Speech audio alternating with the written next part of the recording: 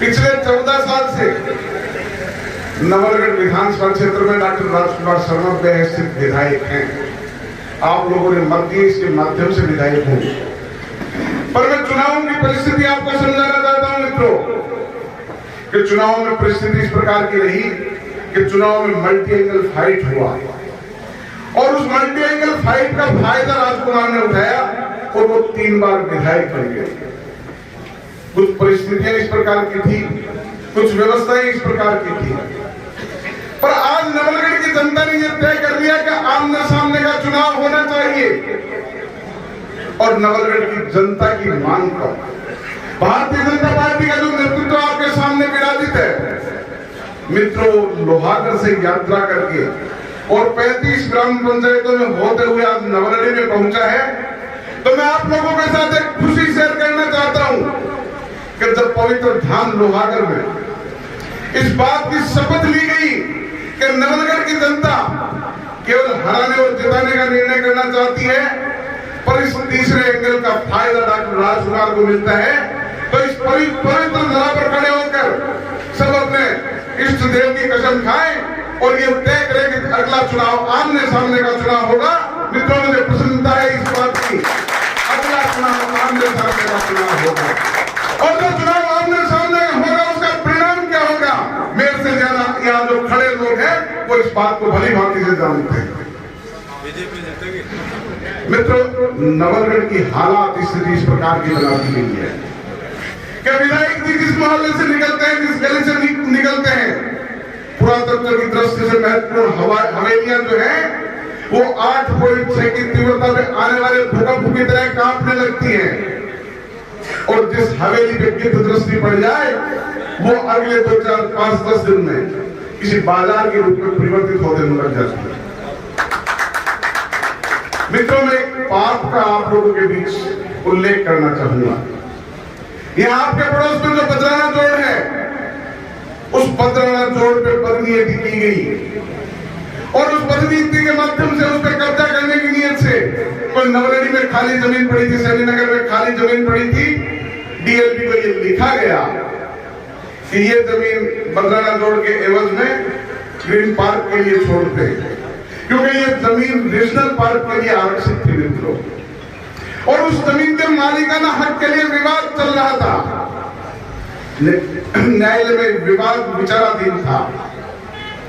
अभी मेरे बड़े भाई विक्रम सिंह ने कहा सुरेंद्र के प्रसंग में, विक्रम सिंह ने आपको याद दिलाना चाहता हूं, सुरेंद्र के साथ जो अत्याचार हुआ, जो पाप हुआ, जो अपराध हुआ, उसका काम केवल मात्र ये बदराना जोड़ था कि सुरेंद्र किसी पेपर पे हस्ताक्षर करता तो उस पेपर को पढ़ के करता और ये बंधु मियां जो है आंख बंद करके हस्ताक्षर करता है।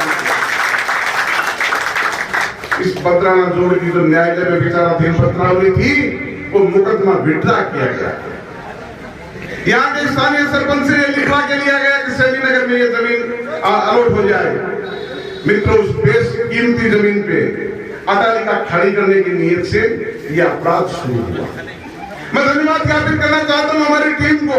बहुत सारे लोगों ने बैठकर उस बात के खिलाफ आंदोलन किया, धरना दिया और गांव-गांव तक इस बात को पहुंचाई।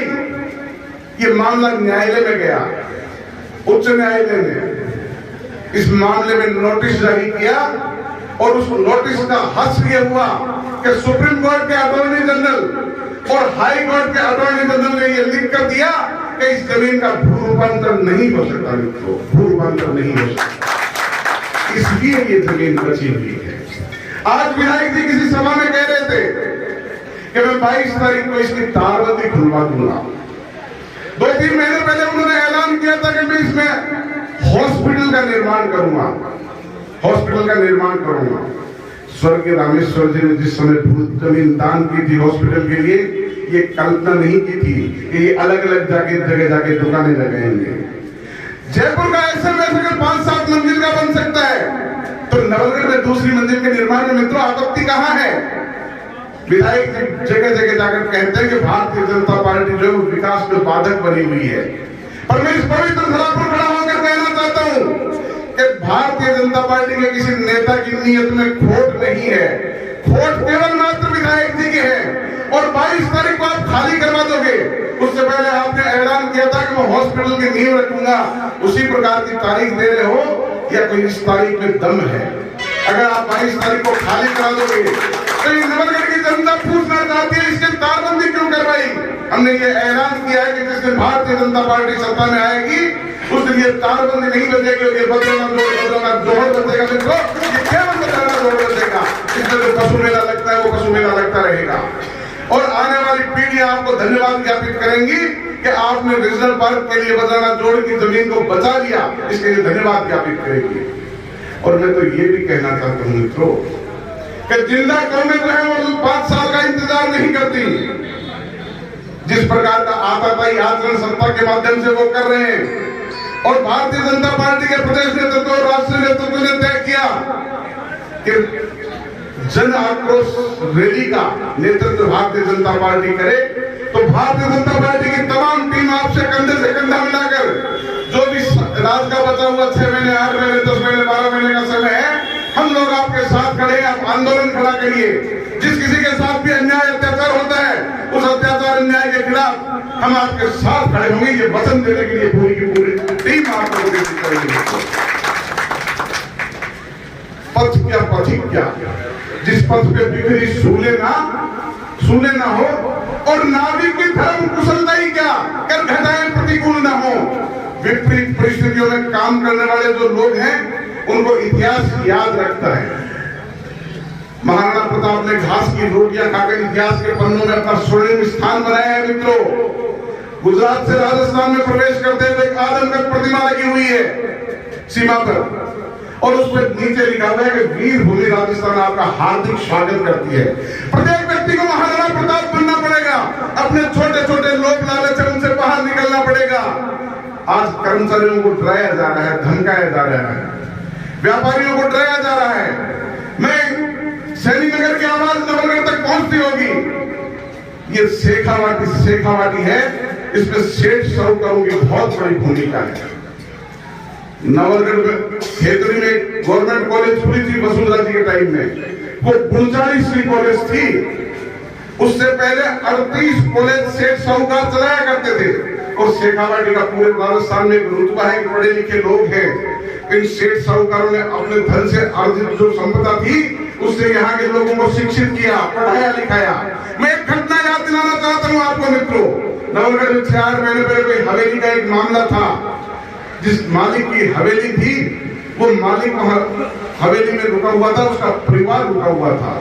और एक भारतीय जनता पार्टी का कार्यकर्ता है कालू गोदार, वो भी वहां किसी रिश्तेदार से मिलने गया हुआ था। नवलगढ़ का जो सीआई है, नवलगढ़ की जो पुलिस व्यवस्था है, उसने वहां जाकर के उन लोगों के साथ मारपीट की और मारपीट के साथ साथ रेव पार्टी का मुकदमा दर्ज कराया। इस प्रकार का अपराध क्षमा काबिल नहीं है मित्रों, क्षमा काबिल नहीं है। इस प्रकार से डराकर धमकाकर जिस प्रकार से वो शासन करना चाहते हैं और शासन में बने रहना चाहते हैं, मैं निवेदन करना चाहता हूं कि ये जन आक्रोश यात्रा जो आई है ये आपको संबल देने के लिए, आपका साथ देने के लिए, आपका साथ देने के लिए आई है। इस प्रकार के लोगों से आपको मुक्त होना है, आप लोगों को उन लोगों से परहेज करना है। और जिस दिन समय आए मित्रों, पहले रानी की कोख से राजा का जन्म हुआ करता था, आज मत की पेटी से जन्म होता है। जिस दिन मतदान के अवसर वेला आए उस दिन आप इस बात का हिसाब किताब करना और मैं ब्याज वसूल करना। मैं इतना सा निवेदन करने के लिए हाजिर हूँ। बहुत बहुत धन्यवाद। जय हिंद।